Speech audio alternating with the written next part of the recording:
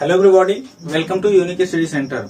तो आज आपका फर्स्ट चैप्टर शुरू होने वाला है यूपी बोर्ड वाले बच्चों के लिए, जो कि हमारा रासायनिक अभिक्रियाएं एवं समीकरण। तो रासायनिक अभिक्रियाएं एवं समीकरण, इस चैप्टर में हमको क्या पढ़ना है?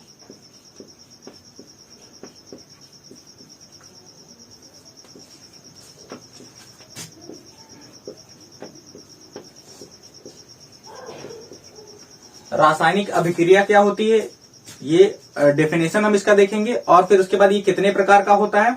इस चैप्टर से जो क्वेश्चंस आते हैं वो ज्यादातर उसको संतुलित करने वाले होते हैं। तो हमको जब रासायनिक अभिक्रियाएं कितनी तरह की होती हैं ये पता रहेगा तो हम संतुलित कर ले जाएंगे, और यही क्वेश्चंस एग्जाम में पूछे जाते हैं। तो रासायनिक अभिक्रिया क्या होती है, तो उसके लिए हमको जानना पड़ेगा रासायनिक परिवर्तन के बारे में। परिवर्तन क्या होता है?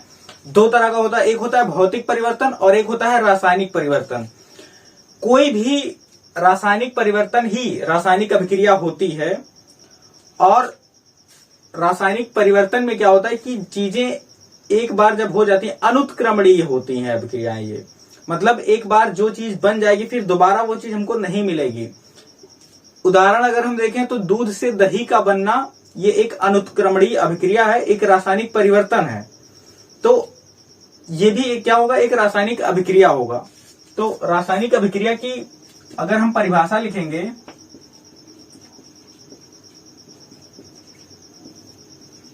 रासायनिक अभिक्रिया क्या होती है, तो रासायनिक अभिक्रिया एक रासायनिक परिवर्तन होता है जो कि अनुत्क्रमणीय होता है। रासायनिक समीकरण क्या होता है? इस रासायनिक अभिक्रिया को प्रदर्शित करने के लिए हम कुछ प्रतीकों का उपयोग करते हैं और एक समीकरण के रूप में इसको लिखते हैं, उसी को बोला जाता है रासायनिक समीकरण। क्वेश्चन जहां से आते हैं वो रासायनिक समीकरण को संतुलित करने के ऊपर से आते हैं। तो अब हम देखते हैं, इसके लिए हमको पता होना चाहिए रासायनिक अभिक्रियाओं के प्रकार। तो रासायनिक अभिक्रियाएं कितनी प्रकार की होती हैं?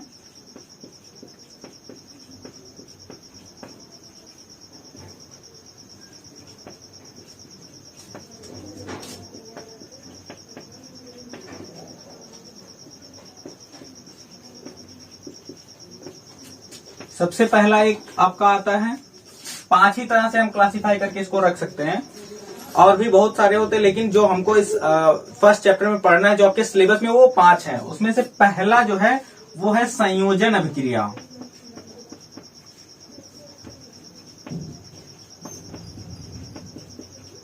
संयोजन अभिक्रिया। दूसरी अभिक्रिया है आपकी वियोजन अभिक्रिया।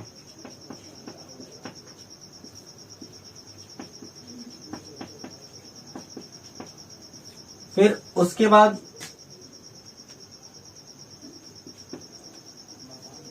एक आएगा विस्थापन अभिक्रिया,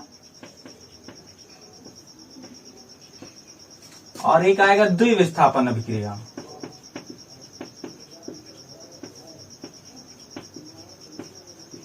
और एक लास्ट में आएगा रेडॉक्स अभिक्रिया।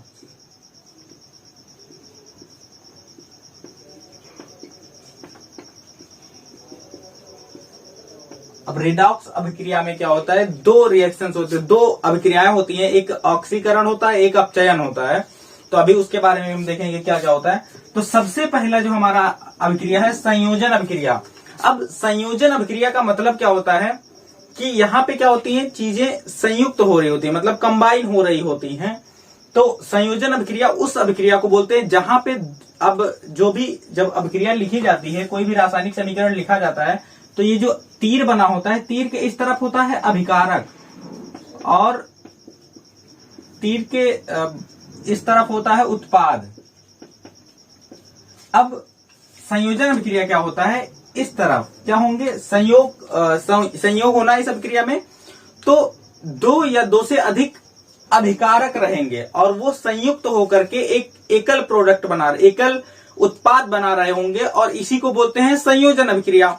तो संयोजन अभिक्रिया की परिभाषा अगर आ रही है तो हमको क्या लिखना है? जब 2 या 2 से अधिक अभिकारक मिलकर एकल उत्पाद का निर्माण, एकल का मतलब एक, एकल उत्पाद का निर्माण करते हैं, तो इस अभिक्रिया को संयोजन अभिक्रिया बोलते हैं। और फिर एग्जाम्पल अगर हम इसका देखें तो जैसे कार्बन है और ये क्या हो रहा है, इसको हम जला दे रहे हैं, तो कोयले को, तो कार्बन जलेगा, कोयला जलेगा, तो ये ऑक्सीजन के साथ संयोग होकर क्या बना लेगा? Carbon dioxide. तो ये क्या हुई, एक संयोजन अभिक्रिया हुई। इस तरह से आपको और कई सारे एग्जाम्पल मिल सकते हैं। सेकेंड एग्जाम्पल अगर आप देखें तो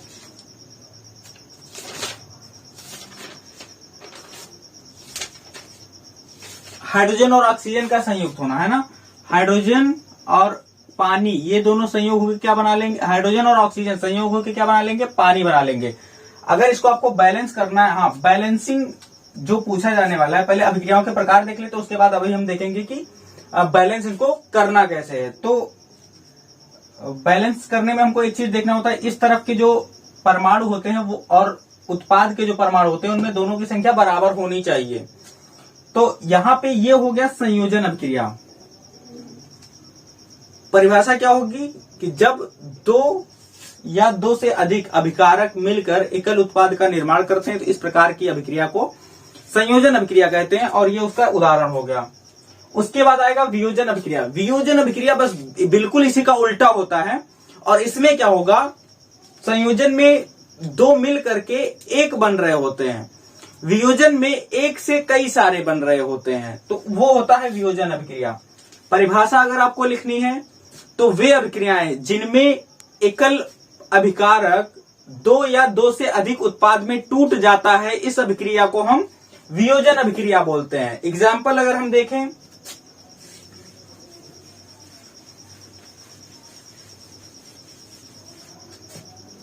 वियोजन अभिक्रिया का, तो कैल्शियम कार्बोनेट CaCO3 चूना पत्थर जो होता है, इसको जब गर्म किया जाएगा तो ये कैल्शियम ऑक्साइड और कार्बन डाइऑक्साइड इन दोनों में टूट जाता है, तो ये आपका एक वियोजन अभिक्रिया का उदाहरण है।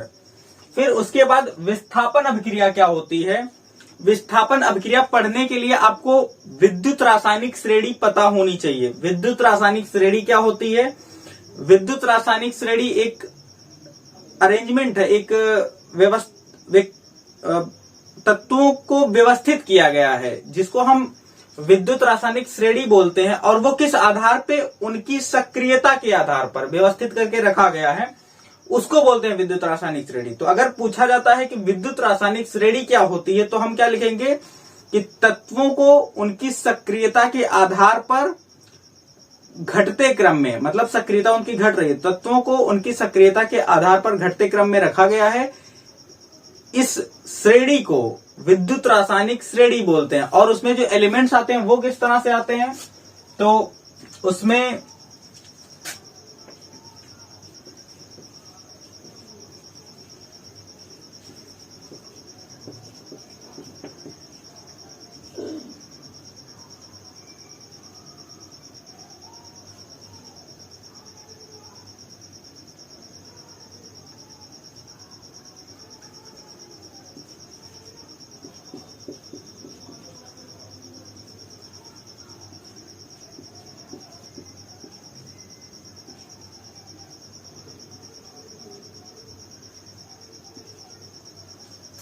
ये जो आपकी एक सीरीज मिल रही है एलिमेंट्स की, तत्वों की, है ना, पोटेशियम, सोडियम, कैल्शियम,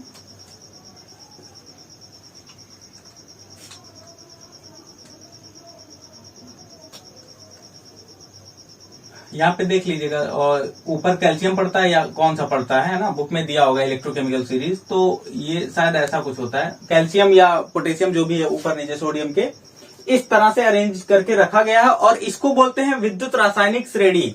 अब इसका मतलब जो जितना ज्यादा ऊपर रहेगा वो उतना ही ज्यादा एक्टिव होगा। तो सबसे ज्यादा ऊपर कौन सा है, पोटेशियम, फिर sodium, calcium, magnesium, aluminium, zirconium, ये जिंक है,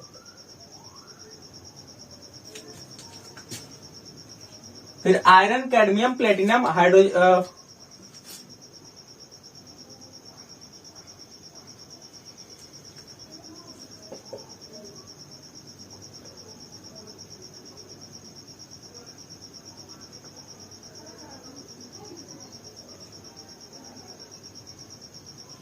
लेड, ये होता है। तो अब आपको एक याद करने का कोई तरीका पता होना चाहिए कि याद इसको कैसे करना है। तो आप कोई भी शॉर्ट ट्रिक इसकी बना सकते हैं, जैसे भी आपको याद हो पाए, नेमोनिक से या जिस भी तरह से। तो ये सीरीज आपको याद होनी चाहिए। इसके लिए क्या कर सकते हैं, किस तरह से कि केदारनाथ का माली आलू जरा फीके पकाता है, चाय पीते हैं, इस तरह से कुछ जिस भी तरह से, लेकिन आपको एलिमेंट्स याद रखने पड़ेंगे। तो ये तरीका हो सकता है आपको याद करने का। तो जरूरी क्या है, जरूरी आपको पता होना चाहिए कि कौन सा एलिमेंट का ऊपर आता है, कौन सा नीचे आता है, तभी हम विस्थापन अभिक्रिया समझ सकते हैं और कर सकते हैं। तो विस्थापन, अब जो जितनी ऊपर रहेगा वो उतना ही ज्यादा सक्रिय होगा। तो विस्थापन अभिक्रिया में होता क्या है कि ज्यादा सक्रिय तत्व कम सक्रिय वाले तत्व के विलयन से या उसका कोई भी यौगिक होगा उससे उसको हटा के खुद बैठ जाएगा। क्या होगी विस्थापन अभिक्रिया? हमारे पास कोई भी एक, मान लेते हैं हमारे पास जिंक का सॉल्यूशन है, जिंक सल्फेट है, और हम क्या करते हैं, या कॉपर सल्फेट है, एक एग्जांपल लेना है कॉपर सल्फेट का, और ये अभिक्रिया करता है जिंक के साथ। तो कॉपर सल्फेट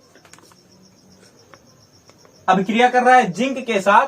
तो अब यहां पे ज्यादा एक्टिव कौन है, ज्यादा सक्रिय कौन है? तो ज्यादा सक्रिय जिंक है, क्योंकि जिंक यहां पे है और कॉपर यहां पे है। तो क्या करेगा, जिंक कॉपर सल्फेट के विलयन से कॉपर को हटा देगा और जिंक सल्फेट का विलयन बन जाएगा। तो ये रिएक्शन कुछ इस तरह से होगा, बनेगा ZnSO4 जिंक सल्फेट, और क्या बन जाएगा, कॉपर अलग हो जाएगा। तो ये होता है विस्थापन अभिक्रिया। मतलब जो ज्यादा एक्टिव, ज्यादा सक्रिय तत्व है वो कम सक्रिय वाले को हटा के उसके साथ अपना विलयन या अपना यौगिक बना लेता है। तो ये होता है विस्थापन अभिक्रिया। अब द्विविस्थापन अभिक्रिया क्या होती है? यहां पे ये जो तत्व आया था ये अकेला आया था। द्विविस्थापन में ये पूरा कंप्लीट रहेगा, एक इसका सॉल्यूशन रहेगा या एक कंपाउंड रहेगा, एक यौगिक, और इस वाले का भी एक यौगिक रहेगा। और यहाँ पे क्या होता है, आयनों का एक्सचेंज होता है, मतलब आयन आपस में बदल लिए जाते हैं। तो ये होती है द्विविस्थापन अभिक्रिया। विस्थापन अभिक्रिया की अगर हम डेफिनेशन देखें तो क्या लिखेंगे, वे अभिक्रियाएं जिनमें अधिक सक्रिय यौगिक, अधिक सक्रिय तत्व कम सक्रिय तत्व के यौगिक से उसके परमाणुओं को विस्थापित कर देता है, इस अभिक्रिया को विस्थापन अभिक्रिया बोलते हैं। फिर द्विविस्थापन आएगा तो इसका एग्जाम्पल क्या होगा और कैसे लिखेंगे?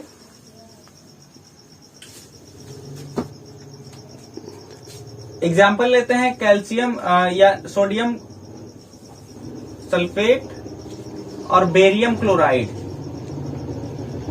हमारे पास दो अभिकारक हैं, सोडियम सल्फेट और बेरियम क्लोराइड। ये रिएक्ट करेंगे तो क्या क्या बन जाएगा, बेरियम, अब इनके आयन आपस में एक्सचेंज हो गए। इनके आयन क्या क्या हैं, Na2SO4 और BaCl2।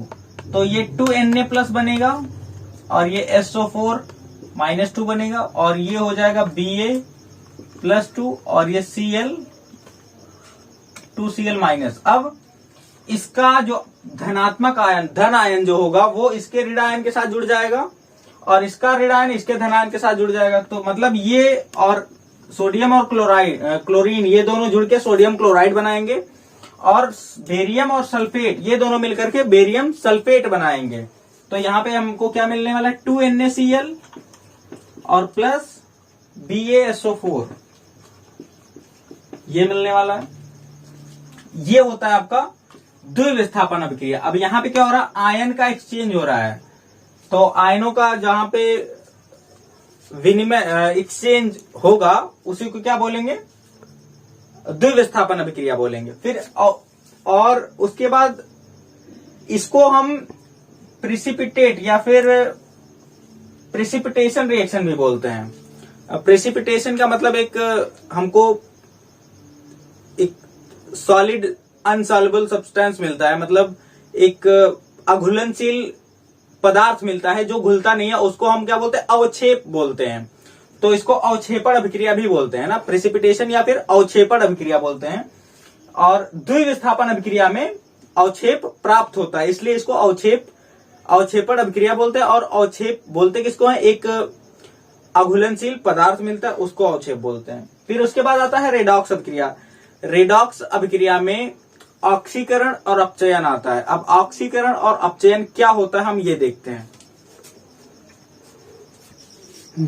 रेडॉक्स अभिक्रिया में ऑक्सीकरण और अपचयन, तो ऑक्सीकरण और अपचयन क्या होता है ये हम देखते हैं। तो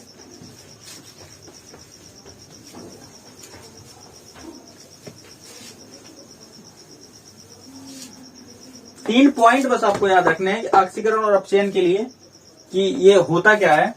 तो ऑक्सीकरण के लिए हम याद रखेंगे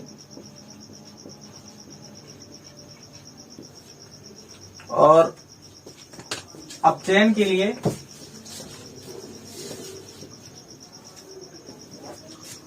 ऑक्सीकरण हम बोलेंगे जब ऑक्सीजन जुड़ रहा होगा किसी भी तत्व में, तो उसका क्या होता है, ऑक्सीकरण होता है। तो पहला पॉइंट हमको ये याद रखना है कि ऑक्सीजन का जुड़ना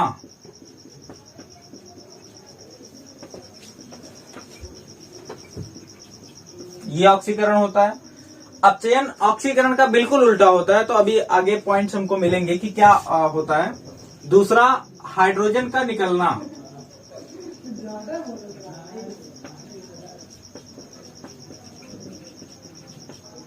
और तीसरा होता है इलेक्ट्रॉन का त्याग करना। ये तीनों अगर कहीं पे भी हो रहा है किसी भी तत्व में तो उसका ऑक्सीकरण माना जाता है। मतलब अगर उसमें ऑक्सीजन जुड़ रहा है तो ऑक्सीकरण हो रहा है, हाइड्रोजन उसमें से निकल रहा है तो ऑक्सीकरण हो रहा है, और अगर वो इलेक्ट्रॉन का त्याग कर रहा है तो ऑक्सीकरण हो रहा है।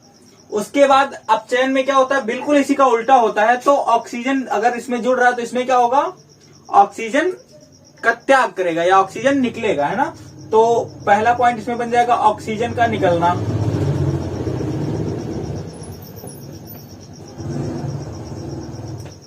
दूसरा पॉइंट क्या बनेगा, हाइड्रोजन का निकलना इसमें, तो हाइड्रोजन का जुड़ना हो जाएगा। तो दूसरा पॉइंट हमारा अपचयन का बनने वाला है। और ऑक्सीकरण को हम उपचयन भी बोलते हैं। नई जो बुक लगी है एनसीईआरटी उसमें उपचयन और अपचयन ही दिया है, तो थोड़ा सा कंफ्यूज करता है। तो अपचयन और ऑक्सीकरण अगर आप याद रख रहे हैं तो हो सकता है आपके लिए आसान पड़े, मतलब कोई भी पढ़ सकता है, तो सबके लिए अलग अलग होता है अपना। तो ऑक्सीजन का निकलना क्या होगा, अपचयन होगा। हाइड्रोजन का जुड़ना,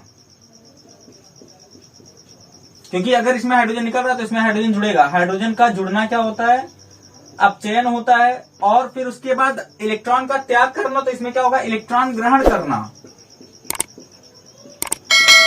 इलेक्ट्रॉन ग्रहण करना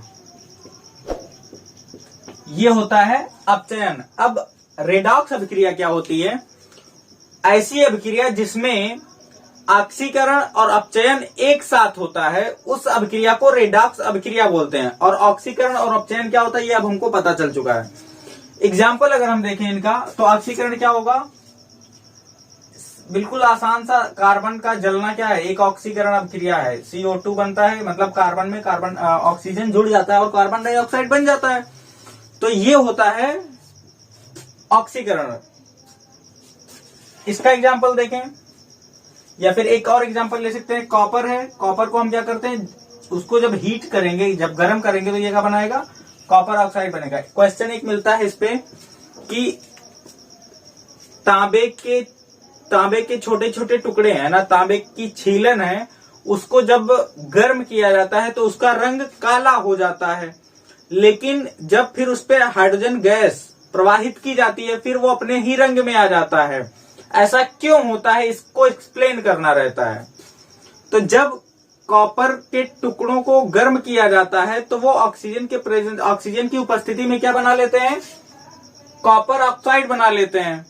और फिर जब इस कॉपर ऑक्साइड से, मतलब यहाँ पे क्या हुआ है, यहाँ पे हुआ है ऑक्सीकरण, और फिर जब इसी कॉपर ऑक्साइड को हाइड्रोजन गैस इससे फ्लो की जाती है, हाइड्रोजन गैस प्रवाहित की जाती है, तो ये कॉपर बना लेता है और फिर पानी बना लेता है। तो अब यहाँ पे जब कॉपर फिर से मिल गया तो अपने पहले वाले कलर में आ जाएगा। तो ये रीजन होता है उसका पहले गर्म करने पे काला होना और फिर से अपने रंग में आ जाना, ये रीजन होता है उसका कि कॉपर से कॉपर ऑक्साइड बनता है और इस कॉपर ऑक्साइड से जब हाइड्रोजन गैस प्रवाहित की जाती है तो फिर से वो कॉपर और वाटर बन जाता है, इसीलिए अपने पहले कलर में वापस आ जाता है। तो ये सब ऑक्सीकरण अपचयन के उदाहरण हैं। रेडॉक्स अभिक्रिया में जब भी मिलेगा तो वो कैसा मिलेगा, वो दोनों अभिक्रिया एक साथ, क्योंकि जहां अगर कहीं से ऑक्सीजन जुड़ रहा है तो ऑक्सीजन कहीं से तो निकला होगा, तो जब यहां से निकलेगा तो इसमें आके जुड़ जाएगा। तो जब जिसमें से निकलेगा ऑक्सीजन, जिसमें से निकलेगा उसका होगा अपचयन और जिसमें आके जुड़ेगा उसका होगा ऑक्सीकरण। अब जिसका अपचयन होता है वो ऑक्सीकारक होता है। ये बात थोड़ी कंफ्यूज करती है, लेकिन यही बात याद रखने वाली है। ऑक्सीकारक मतलब ऑक्सीकरण जिसकी वजह से होता है उसको बोलते हैं ऑक्सीकारक, और जिस ऑक्सीकरण जिसका होता है उसको बोलते हैं अपचायक। ये चीज याद रखनी है। मतलब जो ऑक्सीकारक होता है उसका अपचयन होता है और जो अपचायक होता है उसका ऑक्सीकरण होता है। इसके पीछे क्या रीजन है, तो ऑक्सीजन निकलेगा तो क्या होगा, अपचयन होगा। अब ऑक्सीजन अगर निकल रहा है तो इसी की वजह से कोई सब्सटेंस, उसी की वजह से तो ऑक्सीकरण हो रहा है, और जिसकी वजह से ऑक्सीकरण होता है वही ऑक्सीकारक होता है। जिसकी वजह से ऑक्सीकरण होता है वो ऑक्सीकारक होता है। तो ऑक्सीजन दिया किसने, ऑक्सीजन इसमें से निकला तो इसी ने दिया होगा, जो अपचयन जो ऑक्सीकारक रहा होगा, और उसी का क्या हो रहा है, अपचयन हो रहा है। तो ये चीजें कि ऑक्सीकरण, ऑक्सीकारक और अपचायक क्या होते हैं, तो किसी भी रासायनिक अभिक्रिया में वे यौगिक जो ऑक्सीकरण, जिनका अपचयन होता है वो ऑक्सीकारक कहलाते हैं, और जिनका ऑक्सीकरण होता है वो अपचायक कहलाते हैं। ये हो जाएगा। ये होता है रेडॉक्स अभिक्रिया और इससे संबंधित जो भी थे, ऑक्सीकरण और अपचयन। अब नेक्स्ट जो टॉपिक आता है हमारा क्या क्या हमने कवर कर लिया। पहला तो परिवर्तन, और रासायनिक अभिक्रिया पढ़ने के लिए परिवर्तन सबसे ज्यादा जरूरी है। फिर उसके बाद रासायनिक अभिक्रियाएं और रासायनिक अभिक्रियाओं के प्रकार। अब एक जो सबसे महत्वपूर्ण टॉपिक बचा है वो आपका है रासायनिक अभिक्रियाओं को संतुलित करना। तो इसके लिए आपको पहले तो उसका नाम लिखना पता होना चाहिए, उसकी संयोजकता पता होनी चाहिए। संयोजकता नहीं आएगा तो नहीं हो पाएगा। और आई होप कि आपने संयोजकता और ये सब क्या होता है ये सब क्लियर कर लिया होगा, तत्वों का नाम लिखना भी सीख लिया होगा। तो अब हम देखेंगे कि हम रासायनिक समीकरणों को बैलेंस कैसे करेंगे, संतुलित कैसे करेंगे। तो उसके लिए एग्जाम्पल्स को हम लेते हैं और फिर उसको संतुलित करते हैं।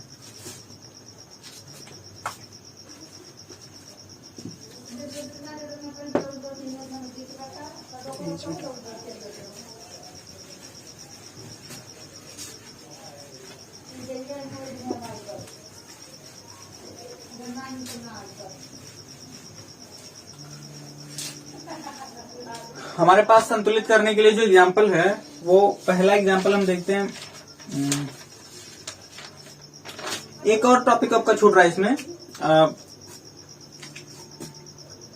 उष्माक्षेपी और उष्माशोषी अभिक्रियाएं क्या होती हैं। तो वे अभिक्रियाएं जिनमें रासायनिक अभिक्रिया के दौरान उष्मा उत्पन्न होती है उसको उष्माक्षेपी अभिक्रिया बोलते हैं, और वे अभिक्रियाएं जिसमें उष्मा अवशोषित होती है उसको उष्माशोषी अभिक्रिया बोलते हैं। तो ये उष्माक्षेपी और उष्माशोषी अभिक्रिया रही। एक और टॉपिक होता है उसमें जिसको हम विकृत गंधिता बोलते हैं। तो विकृत गंधिता भी एक ऑक्सीकरण अभिक्रिया ही होता है, और इससे क्या होता है कि टेस्ट, जो खाने होते हैं हमारे, जो तेलीय खाद्य पदार्थ होते हैं उनका स्वाद, उनकी गंध बदल जाती है, और इस घटना को ही हम क्या बोलते हैं, इस घटना को ही हम विकृत गंधिता बोलते हैं। तो ये भी क्या है, एक ऑक्सीकरण ही है। अब इससे बचने के लिए हम क्या कर सकते हैं, तो जैसे जो चिप्स के पैकेट होते हैं वो तेल में तले गए रहते हैं, तो अगर वो हवा से अभिक्रिया कर लेंगे, ऑक्सीजन से अभिक्रिया कर लेंगे, तो वो विकृत गंधी हो जाएंगे। मतलब उनका टेस्ट, उनका स्मेल सब बदल जाएगा। और इससे बचने के लिए पैकेट्स में गैसेस भर दी जाती है, नाइट्रोजन गैस भरी जाती है। जिससे उसमें ऑक्सीजन नहीं रहेगा और वो रिएक्ट नहीं करेगा। तो ये उससे विकृत गंधिता से बचाने के उपाय होते हैं, और विकृत गंधिता इसी को बोलते हैं कि जो हमारे वसी तैलीय या वसी खाद्य पदार्थ हैं उनका ऑक्सीकरण होने पर उनकी स्वाद और उनकी गंध बदल जाती है, इसी को विकृत गंधिता बोलते हैं। एग्जाम्पल हम देखते हैं संतुलित करने के लिए। तो हमारे पास एग्जाम्पल है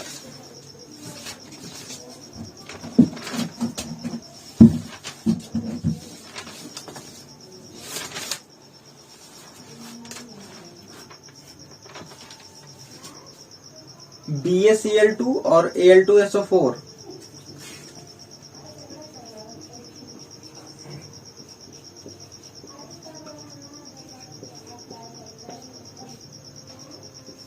तो पहले हम यहां से देख ले प्रोडक्ट कौन कौन सा बन रहा है। तो यहाँ पे बन रहा है एल्यूमिनियम क्लोराइड AlCl3 और बन रहा है बेरियम सल्फेट BaSO4। ये रासायनिक समीकरण इस तरह से दिया रहेगा और हमको इसको बैलेंस करना होगा, संतुलित करना होगा। तो उसके लिए हमको क्या करना है, संतुलित करने के लिए एक बात ध्यान रखनी है कि इस तरफ जितने तत्व हैं, जितने परमाणुओं की संख्या है वही इस तरफ भी होनी चाहिए। तो हम कोई एक परमाणु लेते हैं और उसको गिनते हैं कि वो इधर कितना है। तो बेरियम अगर हम इधर देखें तो एक बेरियम है, उधर भी एक बेरियम है, तो ये तो ठीक है। क्लोरीन इधर कितना है, इधर 2 क्लोरीन है और इधर 3 क्लोरीन है। तो 2 इधर है और उधर 3 है। तो अगर हम इधर से 2 से गुणा कर दे रहे हैं, क्योंकि जो नंबर हम बैलेंस करते टाइम लिखते हैं वो हमेशा इधर ही लिखते हैं। तो अगर यहाँ पे 2 क्लोरीन है और यहाँ पे 3 क्लोरीन है तो बैलेंस कैसे होगा। अगर हम यहाँ पे 2 से भी गुणा कर दे रहे हैं तो इधर तो 4 हो जाएगा और इधर 3। इसका मतलब 2 और 3 के लिए हमको कहीं ना कहीं 6 का सहारा लेना पड़ेगा। तो वो 6 बनेगा कैसे, अगर यहाँ पे हम 3 से गुणा करते हैं और उधर 2 से गुणा करते हैं, है ना, तो वो 6 क्लोरीन बराबर हो जाएगा। तो यहाँ पे हमको 3 लगाना ही पड़ेगा, क्योंकि एल्यूमिनियम 2 मिल रहा था तो क्लोरीन 2 मिल रहा था इधर और इधर 3 मिल रहा था, इसलिए हमको यहाँ पे 3 लिखना पड़ेगा। क्योंकि अब तो 6 क्लोरीन हो गया इधर, तो इधर 6 कैसे होगा, अगर हम यहाँ पे 2 लिख देते हैं। अब देखते हैं क्या सब बराबर हो गया। तो एल्यूमिनियम इधर कितना है, एल्यूमिनियम इधर 2 है, यहाँ पे भी 2 एल्यूमिनियम है, ये तो ठीक सही है। क्लोरीन इधर कितना है, Cl2 यहाँ पे है और 3 है, 3 बार Cl2। 3 बार Cl2 का मतलब क्लोरीन के 6 परमाणु। Cl2 में क्लोरीन के 2 परमाणु हैं और Cl2 कितनी बार है, 3 बार है, इसलिए कितना हो जाएगा, क्लोरीन के कितने परमाणु हो जाएंगे, 6 परमाणु हो जाएंगे। और इसीलिए इधर भी 2Cl3 है। अब Cl3 है तो कितना हो गया, ये 6, ये भी हो जाएगा। और क्या बच रहा है, बेरियम। तो बेरियम इधर तो 1 है, तो यहाँ पे हम 3 लिख देते हैं, तो 3 BaSO4 हो गया। और SO4 के बाद 3 लगा था तो यहाँ उसके पहले 3 लग गया। तो अब ये समीकरण संतुलित हो गया। यही तरीका होता है सारे समीकरणों को संतुलित करने का। एक और एग्जांपल हम देखते हैं, हाइड्रोजन सल्फाइड और ऑक्सीजन, H2S और ऑक्सीजन, ये क्या क्या बना लेगा, H2O और SO2। अब इसको कैसे बैलेंस करना है, तो यहां पे हमारे पास हाइड्रोजन कितना है, ऑक्सीजन 2 है और इधर 3 है, तो ये कैसे बैलेंस होगा। यहां पे हम 3 से अगर गुणा कर दे रहे हैं, ऑक्सीजन को ही देखते हैं, तो यहां पे हम 3 से अगर गुणा कर दे रहे हैं और यहां पे 2 से, तो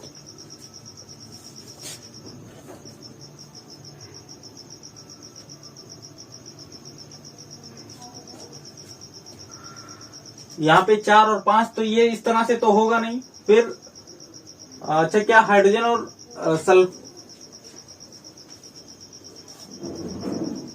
अभी क्या बराबर है, सल्फर 1 है, इधर 1 है, ऑक्सीजन इधर 2 है, इधर 3 है और हाइड्रोजन 2 है। तो बस जो बैलेंस नहीं है वो ऑक्सीजन ही है, और ऑक्सीजन इस तरफ 3 है, इधर 2 है, तो हमको पहले तो ऑक्सीजन को लेके चलना है।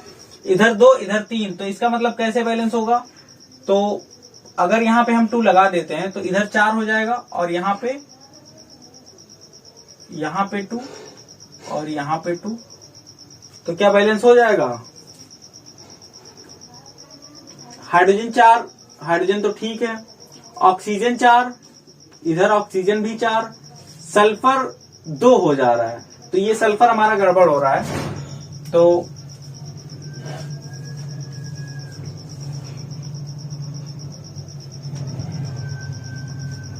क्या अब बैलेंस हो पा रहा है?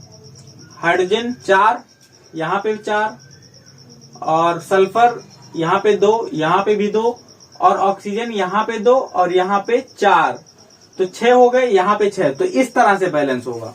मतलब यहां पे हमको 3 लगाना था, वही जहां पे भी 2 और 3 मिलेगा वहां पे 6 हमको देखना ही पड़ेगा। तो यहाँ पे 6 दिख गया हमको इधर ऑक्सीजन, तो यहाँ पे 2 और यहाँ पे 4, ये 6 हो गया। सल्फर 2 था, सल्फर भी 2 हो गया। हाइड्रोजन 4 था, हाइड्रोजन भी 4 हो गया। तो इस तरह से ये बैलेंस हुआ। अगला एग्जांपल देखते हैं, एल्यूमिनियम और copper chloride, Al plus CuCl2, ये क्या क्या बनेगा? Al Cl3 और प्लस कॉपर, ये बन जाएगा। बैलेंस करना है हमको इसको, तो एल्यूमिनियम 1 है, इधर भी 1 है, कॉपर इधर 1 है, इधर 1 है, क्लोरीन इधर 2 है, इधर 3 है, यहाँ पे भी 6 का वही हमारा खेल होगा। तो 6 के लिए क्या, यहाँ पे हम लगा दे रहे हैं 3 और यहाँ पे लगा दे रहे हैं 2 और यहाँ पे 2, क्या बैलेंस हो? और यहाँ पे 3 लगा देंगे, तो क्या भी बैलेंस हो गया? एल्यूमिनियम 2 है, इधर भी 2 है, क्लोरीन इधर 6 है, इधर भी 6 है, और कॉपर इधर 3 है, यहाँ पे 3 है, तो ये आराम से बैलेंस हो गया। ये बैलेंस करने का रहा। नेक्स्ट एग्जांपल देखते हैं, NH3 प्लस CuO या के अमोनिया है, और प्रोडक्ट इसमें क्या क्या बनता है? कॉपर, नाइट्रोजन और वाटर।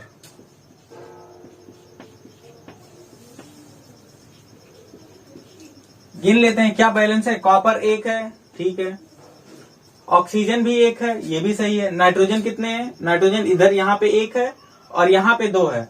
हाइड्रोजन 3 है और यहाँ पे 2 ही है, तो इसके लिए हमको 6 देखना पड़ेगा, क्योंकि 2 हाइड्रोजन और यहाँ पे 3 हाइड्रोजन, तो यहाँ पे 2NH3 हमको लिखना पड़ेगा। तो नाइट्रोजन तो बैलेंस हो गया, सही है। कॉपर के लिए अब कितने हाइड्रोजन हो गए? 4 हो गए, तो 6 हो गए, तो यहाँ पे 3 हम लगा देते हैं, तो 6 हाइड्रोजन भी कंप्लीट हो गया। कॉपर और ऑक्सीजन कितने? यहाँ पे 3 है, तो यहाँ पे भी 3 होना चाहिए, और यहाँ पे कॉपर भी 3 होना चाहिए। तो अब क्या सारे बराबर हो जा रहे हैं? नाइट्रोजन कितना? 2 है, यहाँ पे 2 है, नाइट्रोजन ठीक है। कॉपर 3 है, ये भी 3 ठीक है। हाइड्रोजन 6 है, वहां पे भी 6 है। ऑक्सीजन 3 है, वहां पे भी 6 है। तो इस तरह से सारे इक्वेशन, जो भी सारे रासायनिक समीकरण होते हैं, इसी तरह से संतुलित किए जाते हैं। बात हमको ध्यान किस बात का रखना होता है? तो अभिकारक में परमाणुओं की संख्या और उत्पाद में परमाणुओं की संख्या हमको बराबर कर देना है, और ये चीज एक ही बार में देखने से नहीं आती, इसके लिए प्रैक्टिस मांगता है कि हाँ, आपको वहां पे देखने से लगना चाहिए कि हाँ, कहाँ पे हमको कितने नंबर लिखने होंगे, और वो तब जाके दोनों तरफ परमाणुओं की संख्या बराबर हो जाएगी। तो ये तरीका होता है बैलेंस करने का। अगर आपको किसी क्वेश्चन में कोई डाउट है तो आप नंबर में आप वहां पे पूछिए। और इसके बाद नेक्स्ट हमारा जो टॉपिक इसमें बच रहा है, हम प्रीवियस ईयर के क्वेश्चंस देख लेते हैं, जो पिछली कई बार में क्वेश्चंस आए हैं, वो क्वेश्चंस और उनके एक्सप्लेनेशन क्या होंगे वो देखते हैं हम।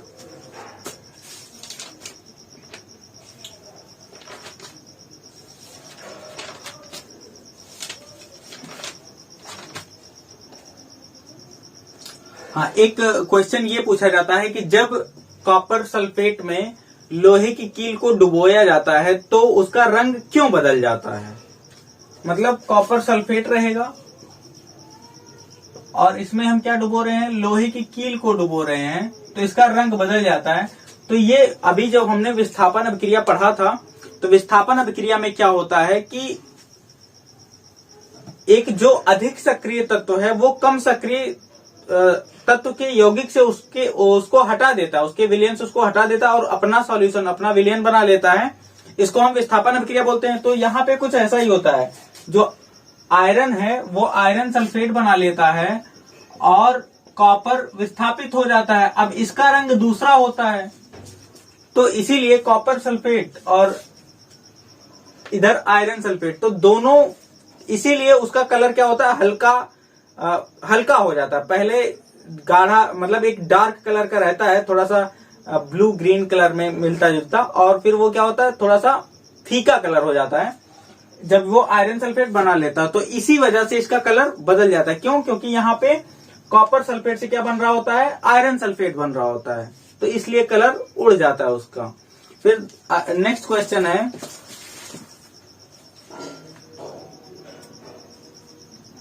एक रिएक्शन आपका दिया गया Fe2O3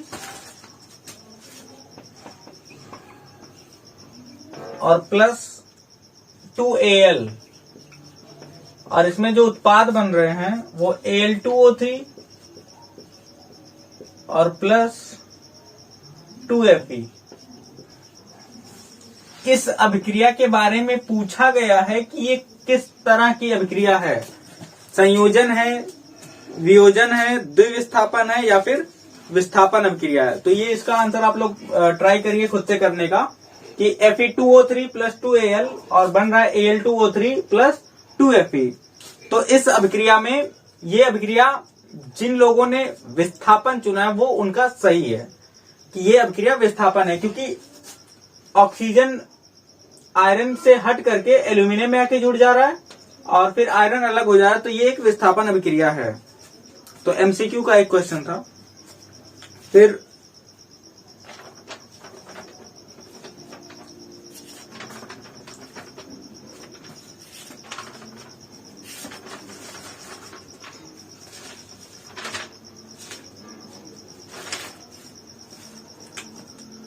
एक 2019 में एक क्वेश्चन आया है एनसीईआरटी का, जो पहला क्वेश्चन है एक्सरसाइज का, वो वही है कि दिया गया 2PbO प्लस C और ये बन रहा है 2Pb प्लस CO2। इसके बारे में बताना है कि कौन से कथन सत्य है, गलत है, या फिर क्या क्या हो रहा है। तो पहला ऑप्शन दिया गया है सीसा अपचयित हो रहा है, और फिर दूसरा कार्बन डाइऑक्साइड उपचयित हो रहा है, कार्बन उपचयित हो रहा है, और लेड ऑक्साइड उपचयित हो रहा है। तो हमको बताना है, तो इसके लिए हमको ऑक्सीकरण अपचयन, मतलब अपचयन और उपचयन ये अच्छे से क्लियर होना चाहिए। तो वो एक बार आप फिर से रिवाइज करिए, वो जो तीनों पॉइंट्स आपने लिखे थे वहां से क्लियर होंगे। और ऑप्शन हम देख के चलते हैं। तो पहला ऑप्शन दिया गया सीसा उपचयित हो रहा है। सीसा का मतलब लेड, और लेड उपचयन का मतलब होता है ऑक्सीकरण, और अपचयन तो अपचयन ही होता है। तो क्या सीसे का उपचयन हो रहा है, ऑक्सीकरण हो रहा है? तो यहाँ पे अगर हम देखें तो इसका क्या हो रहा है, इसमें से ऑक्सीजन निकल रहा है। ऑक्सीजन निकलने का मतलब क्या होता है, ऑक्सीजन जहां से भी निकलता है उसका अपचयन होता है। तो यहाँ पे तो अपचयन हो रहा है। और कार्बन में क्या हो रहा है, कार्बन में हमको दिख रहा है कि ऑक्सीजन जुड़ रहा है, इसका मतलब यहाँ पे इसका ऑक्सीकरण हो रहा है। और ऑक्सीकरण को ही क्या बोलते हैं, उपचयन बोलते हैं। अब ऑप्शन से हम मिला लेते हैं कि क्या बात सही है और कौन सी गलत है। तो सीसा अपचयित हो रहा है, सीसे का क्या हो रहा है, सीसा नहीं अपचयित हो रहा है, लेड ऑक्साइड अपचयित हो रहा है, सीसा तो इधर है। तो पहला ऑप्शन हमारा क्या होगा, सीसा अपचयित हो रहा है, ये गलत है। फिर उसके बाद दूसरा कार्बन डाइऑक्साइड उपचयित हो रहा है, कार्बन डाइऑक्साइड का उपचयन हो रहा है, नहीं, कार्बन का हो रहा है, तो दूसरा भी गलत है। तीसरा कार्बन उपचयित हो रहा है, कार्बन का उपचयन हो रहा है क्या, तो कार्बन का उपचयन तो हो रहा है, तो ये तीसरा ऑप्शन हमारा सही है। फिर फोर्थ वाला है लेड ऑक्साइड उपचयित हो रहा है, लेड ऑक्साइड अपचयित हो रहा है, तो लेड ऑक्साइड का तो अपचयन हो रहा है, यहाँ पे दिख रहा है। तो जो हमारे तीसरे और चौथे ऑप्शन है ये दोनों सही हैं और पहले और दूसरे गलत हैं। तो ये आपका इसका एक्सप्लेनेशन रहा, इसका आंसर रहा। अगला क्वेश्चन देखते हैं। संतुलित करने का ही है। तो यहां पे हमारे पास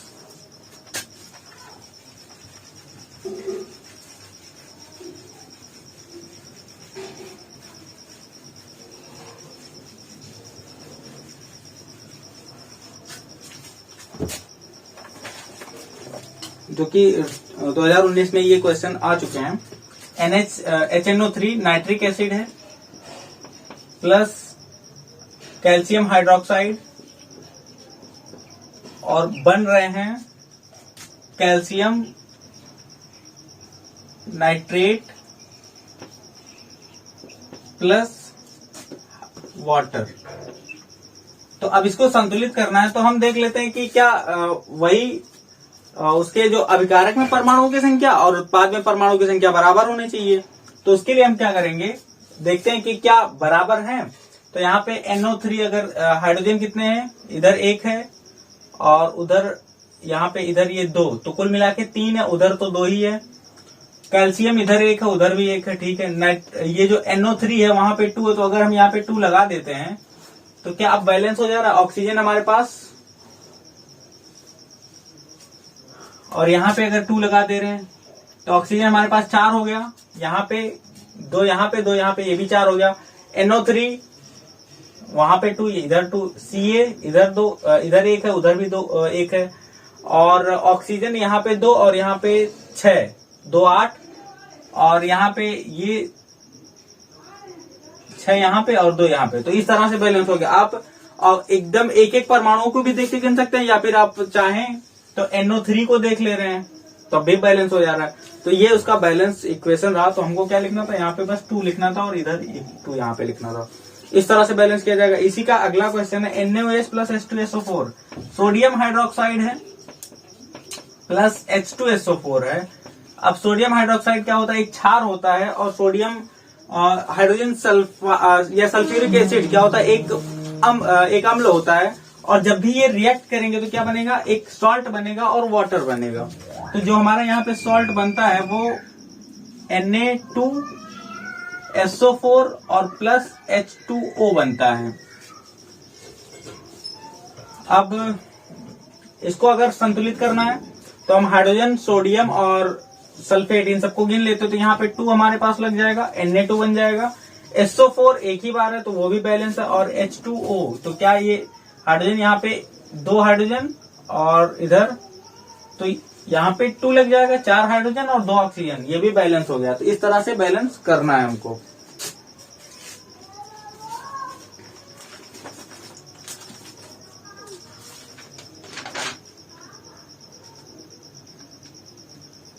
हाँ, एक क्वेश्चन और है, एनसीईआरटी का ही है। उसमें एक क्वेश्चन आता है कि एक भूरे रंग का चमकदार तत्व X को वायु की उपस्थिति में गर्म करने पर वह काले रंग का हो जाता है। अभी जब ऑक्सीकरण बता रहे थे तो उसमें मिला था कि उस X को जब गर्म किया जाता है तो वो काले रंग में बदल जाता है। इस तत्व X का एवं उस काले रंग के यौगिक का नाम बताइए। तो ये कॉपर ही होता है। जब इसको गर्म किया जाता है तो ये कॉपर ऑक्साइड बना लेता है और इसका रंग जो होता है वो काला होता है। और ये अभिक्रिया जो होती है, ये अभिक्रिया ऑक्सीकरण अभिक्रिया होती है, क्योंकि कॉपर में ऑक्सीजन जुड़ रहा है। और जब इस कॉपर ऑक्साइड पर हाइड्रोजन गैस प्रवाहित की जाती है तो फिर से इसका रंग अपने ही कलर का, अपने ही पहले ही रंग का हो जाता है, जो जिस रंग का कॉपर होता है। और वहां पे फिर अपचयन हो रहा होता है। तो ये इसका एक्सप्लेनेशन रहा। और फिर संचारण एवं विकृत गंधिता, ये क्या होते हैं इसके बारे में बताना है। तो संचारण क्या होता है, जब भी तत्वों को ओपन एनवायरनमेंट में, मतलब खुले वातावरण में रख दिया जाता है, तो ये वहां पर उपस्थित नमी, वायु और जल से अभिक्रिया करके धीरे धीरे अपना ऑक्साइड बना लेते हैं और संचारित होने लगते हैं। इस घटना को संचारण बोलते हैं। मतलब जैसे एग्जाम्पल इसका अगर हम देखें तो लोहे में जंग का लगना, तो ये भी क्या है, एक अभिक्रिया होती है, रासायनिक अभिक्रिया होती है जो कि धीरे धीरे होती है। तो यही होता है संचारण। अगर हमको डेफिनेशन लिखनी है तो जब किसी धातु को या किसी तत्व को खुले वातावरण में रख दिया जाता है तो ये वातावरण में उपस्थित नमी और जल से अभिक्रिया करके अपना ऑक्साइड बना लेता है और धीरे धीरे संचारित होने लगता है। इस घटना को संचारण बोलते हैं। उदाहरण, लोहे में जंग का लगना। विकृत गंधिता क्या होती है ये पहले बता चुके हैं कि जब किसी भी तेलीय खाद्य पदार्थ को, कोई भी तेलीय खाद्य पदार्थ वायु के संपर्क में आता है तो वायु में उपस्थित ऑक्सीजन उससे अभिक्रिया करके उसका ऑक्सीकरण कर देता है और इस घटना को विकृत गंधिता बोलते हैं। अब जब वो ऑक्सीकरण कर देता है तो उसका स्वाद और उसकी गंध बदल जाती है। तो ये आपका फर्स्ट चैप्टर रहा। होप आपको क्लियर हुई होंगी चीजें। अगर इस चैप्टर का आपका कोई क्वेश्चन है, कोई डाउट है तो आप कमेंट में या फिर नंबर पर पूछ सकते हैं। इस चैप्टर में जो क्वेश्चन आते हैं वो संचारण विकृत गंधिता पर टिप्पणी लिखनी होती है या फिर समीकरणों को संतुलित करना रहता है। तो ये इतनी चीज आपको तैयार होनी चाहिए। बाकी अभिक्रियाओं के उदाहरण और अभिक्रियाओं के परिभाषाएं भी लिखनी होती है। संयोजन अभिक्रिया क्या होती है, वियोजन क्या होती है। तो ये चीजें आपको मतलब एग्जाम में मदद करेगा। और हाँ, इस वीडियो को ज्यादा से ज्यादा बच्चों के साथ शेयर कीजिए कि हफ्ते भर 24 मार्च से एग्जाम है, तो इस जो भी 10 दिन बचा है या 12 दिन, इसमें आपका एक बार पूरी साइंस रिवाइज तो ही जाएगी। तो बने रहिए चैनल के साथ और ज्यादा से ज्यादा बच्चों के साथ शेयर करिए, रिवाइज करिए। प्रॉब्लम आती है तो पूछिए। Thank you.